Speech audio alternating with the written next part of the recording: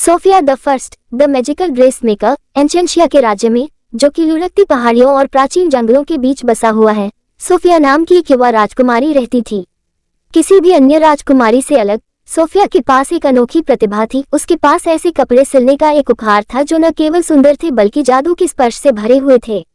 Dress making की दुनिया में सोफिया की यात्रा तब शुरू हुई जब उसने शाही महल की अटारी में एक पुरानी धूल भरी सिलाई मशीन देखी। जिज्ञासा और आश्चर्य की भावना के साथ उसने मशीन को तब तक पॉलिश किया जब तक कि यह नए की तरह चमकने न लगे और विभिन्न कपड़ों और डिजाइनों के साथ प्रयोग करना शुरू कर दिया। एक भाग्यशाली दोपहर जब सोफिया एक शाही गेंद के लिए गाउन सिल रही थी तो एक चमकता हुआ धागा उसकी नजर में आया। ये धागा कोई साधारण धागा नहीं था, यह एक नर्म अलौकिक प्रकाश से चमक रहा था और अदृश्य ऊर्जा से गुनगुना रहा था। उत्सुकता से सोफिया ने धागे को अपने डिजाइन में शामिल किया, इसे नाजुक सटीकता के साथ कपड़े के माध्यम से बुना। उसे आश्चर्य हुआ जब सोफिया ने गाउन को पूरा किया और उसे हाथ में लिया। जब मैंने इसे प्रशंसा के लिए उठाया तो ये पोशाक जादुई चमक के साथ चमक उठी। ये हवा में धीरे धीरे तैर रही थी, मानो कोई अदृश्य हवा बह रही हो और इसकी सतह पर नाचते सितारों से जगमगा रही थी। सोफिया ने अनजाने में एक ऐसी पोशाक बना दी थी जो इसे पहनने वाले किसी भी व्यक्ति को मंत्रमुग्ध कर सकती थी, उनके दिलों को खुशी और आश्चर्य से भर सकती थी। सोफिया की जादुई पोशाकों की चर्चा पूरे राज्य में जंगल की आग की तरह फैल गई। जल्द ही पड़ोसी राज्यों की राजकुमारियां और कुलीन महिलाएं उसे ढूंढने लगी, उम्मीद में कि ऐसी असाधारण प्रतिभा वाली युवा राजकुमारी से एक गाउन सिलवाया जाएगा।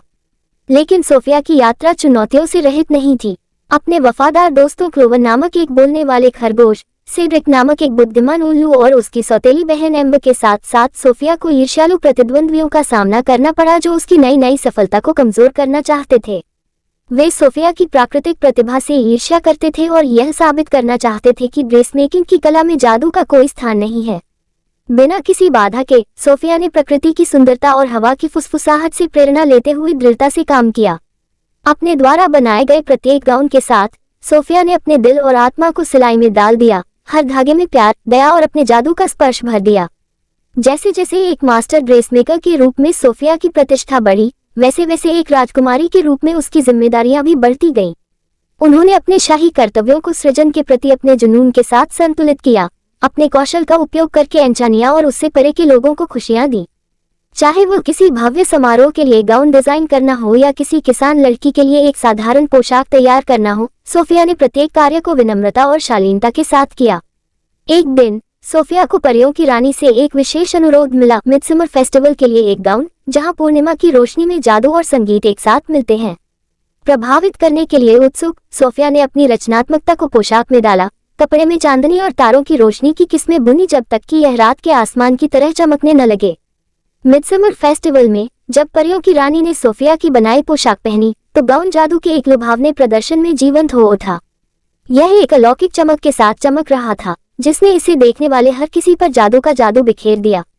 सोफिया का दिल गर्व से भर गया जब उसने उत्सव में आने वाले लोगों के चेहरों पर खुशी और आश्चर्य देखा।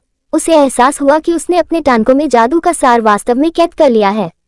और इसलिए Sofia the first the magical dress maker की कहानी एंचानिया के पूरे राज्य और उसके बाहर भी सुनाई जाती है। सोफिया की यात्रा रचनात्मकता, दयालुता और खुद पर विश्वास करने की शक्ति का प्रमाण है।